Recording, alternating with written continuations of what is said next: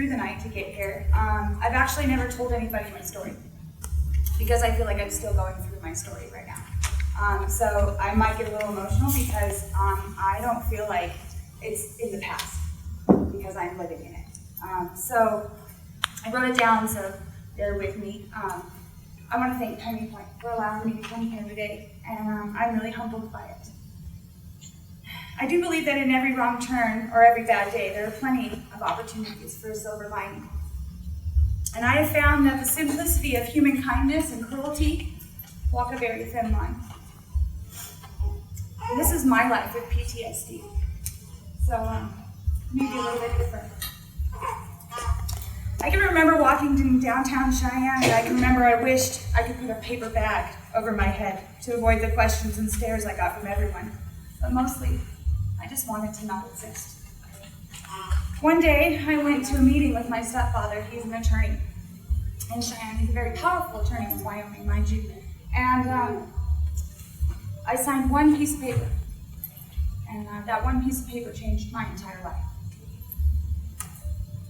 I don't know how many of you have had one piece of paper change your entire life, but I have. Because at that moment that I signed that piece of paper, it wasn't the fact that I had just been beaten and stabbed and nearly murdered in front of my children that made me a victim. It was the fact that my own family made me a victim. When I close my eyes, I can sometimes still hear the sound of my children screaming and crying. The screams of terror, they pierce my heart, and I cannot find any sort of relief for any kind of memory of that. I hear it every single day. I could be standing in a grocery store, or I could be walking down the street. I could be sitting at a back table, and all of a sudden I'm not here anymore. I'm listening to my children scream. No, don't, stop. There's blood everywhere. It's the Amityville Horror House. There's blood on the walls. There's blood on the floor. It's everywhere. And that's all I see. And that happens to me every single day. The only thing that was worth living for that night was for my children. That was it. That was all. That's all I wanted. I didn't care. You can kill me. That's fine. But don't kill me.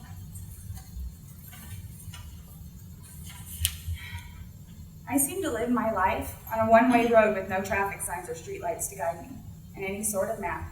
It would be nice for someone to give me some damn directions by this point, you know? I really wish I could figure that out. I come from the middle of nowhere, America. Welcome to Wyoming, guys. You know, this is home, right? This is home. I feel more victimized by the people here in Wyoming than I ever thought possible because I love this place. You know, this is my home. This is not our community, is it? This doesn't happen here. Yes, it does. Yes, it does.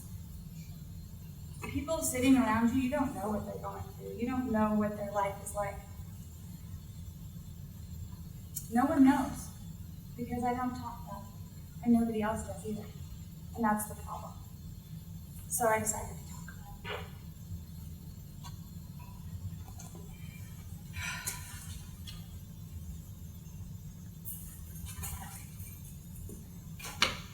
So I met this guy, okay? I'm just gonna put it down. I met this guy. He was a punk who had been to prison, you know? But I'm the type of person that I don't look at people that go to prison and think you're automatically bad. You know, I have tattoos. I'm a rock star, right? You know? I don't judge people by their outer layers. It's just not who I am. It wasn't how I was raised. Because I was raised in Wyoming. You know, some of us are country, some of us are not. Some of us do this and some of us do that. But we weren't like that here. We still wave at people when we're driving down the street, right? We say hi in the grocery store. You know, I met this guy and I was in a bad place and I had 2 young children and he was a complete and utter asshole. But I didn't care. I just lost 2 best friends to suicide. And I grew up in a home where my mother was abusive to my father. You don't hear that, do you? How in the hell is a woman abusive to a man? Oh, it happens. She was neglectful and narcissistic, and she still is that way too. I don't know. I was used to getting beat up. The only male figure I had in my life was my grandfather, and he actually was an absolutely amazing man. And he was a politician in his state. He was a legend, and he was amazing. And if he was here today, he'd be kicking some ass, but he's not. So I met this guy, and he strangled me, and he beat me, and he did things that I cannot imagine any of you would ever want for your children to watch it, but mine did. But I'm the bad guy. That's what everybody thinks. I deserved it, you know. The front page of the newspaper showed his face that next day, beaten. Oh God, I wish I would have done that. I really do. Now the cops beat the crap out of me. Thank God. But everybody else thought I did. I can't begin to tell you how it feels to lose your job and your reputation and everything like that. Everywhere. And that's what I do. I stop. There's blood. You don't see it. Nobody in the courtroom saw it. Nobody saw the blood, but I still see it. My son sees it. That's what it's like to be a victim, living with PTSD. What makes it even worse, what makes this whole situation that much more aggravating to me, is that was 6 years ago. 6 years ago. And I cannot, for the life of me, move on. Because 6 years ago, 15 days after I was beaten, I walked down the street in downtown Cheyenne with my lawyer stepfather, whom I trusted, and he walked me into a law office and he said I needed a guardian for my children. Guardian? I've never gone to law school, I've never read a law book. I have now. I've read a damn law book there is in Wyoming, I can tell you what. What the hell was he doing? Well, I signed one piece of paper saying that I was okay with my parents being the guardian of my children. I never signed away custody. I never did any of that. Come to find out, 4 years later, after my children never left my care, DFS never took my kids. Nobody ever walked in my home and took away my kids. I didn't have custody of my children. Imagine waking up one day and realizing that your child does not belong to you. You don't have rights to your child anymore. What? How did this happen? I'm sitting in a courtroom. My son had gotten into some trouble. And we're just sitting there, you know, and I'm thinking, okay, the judge looks right at me and says, I've known you your whole life, kid. And I'm going, okay, yeah, so, I mean, my family's pretty prominent in this state. So, great, wonderful. But you're just a biological parent. What are you doing here? You have no rights to say anything. I remember standing in that courtroom that day. I turned around and I had no idea. I had no idea for 4 years I had no custody of my kids. Nobody ever took me to court. Nobody ever said to me, hey, here's your kids. We're going to take them. And you don't have any rights to them anymore. Done. What? What did I do? Oh, that's right. I'm a victim. Some guy beat me up and stabbed me. And I survived, thank God. You know? Nobody ever actually, I don't remember filling out any paperwork either. Supposedly I did for victims' compensation. It was really nice of them to give me 2 years of free counseling. Shit, I didn't even know I needed counseling until now. You know? I'm so jacked up in the head, but I didn't even know that then. But you got your 2 years. You're good to go. Have a nice life. Last minute, I can't keep a job. Save my life. Who's going to hire me now? My last job, I spent there for a year. I can't even be around people that way. I'm so just, I can't be there because there's blood on the wall. Did you see it? Still a great mom. You know, I didn't do anything to deserve losing my children, did I? But that's what happened. And in Wyoming law, it says that it's not supposed to happen, but it does, and it is. So, lo and behold, you know, I find out all kinds of crazy stuff. I start digging. You know, because that's just who I am. I don't know, my grandpa was just one of those people that taught me to just not give up and not give in and to not let anybody kick me and leave me there. But nobody was gonna pick me up, so I picked myself up. And I wanted my kids back.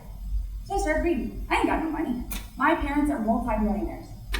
They have 4 lawyers right now, by the way. I battled them 6 months pro se. Screw them. What would you do for your kids? No one's gonna believe me anyway. They still don't believe me. I don't care. I got one back. One. So I don't know what I can tell you about being a victim's advocate. Be your own advocate. You know, don't be a bystander. You know how they tell you in elementary school, don't stand there and watch somebody get beat up? Go do something about it? That's a good idea. It's a really, really simple concept. But I don't know if anybody really realizes that Wyoming has no law for victims. We don't get it. It's very sad. Because everything that happened to me, actually, there's a little, I don't know, I've read every statute there is, but there's this little thing that says, anything that happens to a victim, if you don't recognize it or you don't enforce your rights at the time, you can't come back and get anything on it, so have a nice life. That's what it says. It's pretty freaking sad, isn't it? So, I really don't care about all that. I don't care about the money. I don't care about any of this stuff. Lost that job. I don't know how angry I should be, but I'm not really angry at anybody. I just want my kid back. You know, I just want to be left alone. I paint. I'm an artist now. That's what I do. I make magic and I make people happy and I love it. But that's not good enough for my parents. That's not good enough for everybody else. I really don't care. You know, but what I really want is to wake up to both of my children being there and to be alone. You know, it's a simple thing when you're a victim that people don't really understand. But what I really want is for people to just get a glimpse of it, maybe, and to put themselves in my shoes for 1 minute. I don't think that I could ever make anybody understand what it feels like to have your own parents victimize you worse than anybody else. Your own family.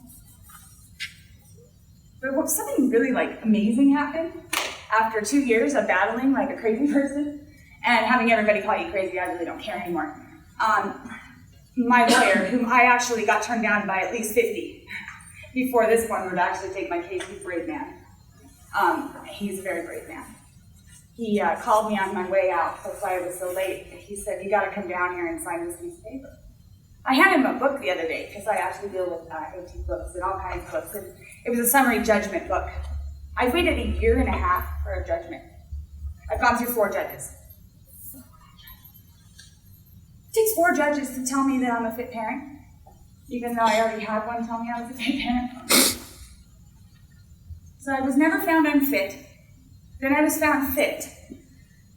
And now it's taken 1.5 years for anybody to give me a hearing. Can somebody just call me fit already, again, and give me my damn kid back? I mean, where's the justice? Is this America? I don't have any rights. Screw victims' rights. Screw parental rights. Right here in Wyoming, they took my child because I'm a victim of a crime. So anyway, we filed a summary judgment motion, and I don't really have hope that it's going to work, but goddamn, it made me feel good. Because somebody's going to have to do something. So, I don't know, I was sitting there at this table and I had this piece of paper and it's a great, great speech. You know what I really think? I think that there are advocates everywhere. And you can do it. Just talk to them. You know, that kid right there has been my advocate. Man, you know, and that police officer that chased that asshole for 3 hours on foot and then came to the hospital that night and told me I'd got him. That's an advocate. to the doctor. I have a doctor, she's amazing. She's dying right now. I hope she doesn't. I told her I'd give her half my liver, I don't care. But she has called everybody on the moon trying to help me. She has written letters to the court that have been ignored. She has done everything. I said, will you please just go get some rest? No, I'm worried about you. That's an advocate. That lawyer who took my case when nobody else would, you crazy, crazy man. That's an advocate. You know? You don't have to be anybody but yourself. You know? Just stand up for them. You don't know what it's like to see blood. But if you do, if you got a glimpse of it, if you have a kid, or if you have a mother, brother, sister, I don't care who you are, but you're all advocates, you know?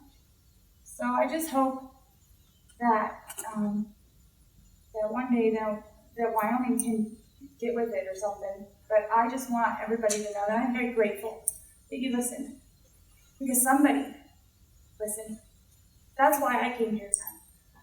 I just wanted to share it and say, hey, it does happen. Right here. In our home. I love this state. I will always love this state. But we need to do something. Obviously. Because this really does happen right here. So I want to thank you so much. And it's for my kid right there, man. He's one brave kid. So, thanks.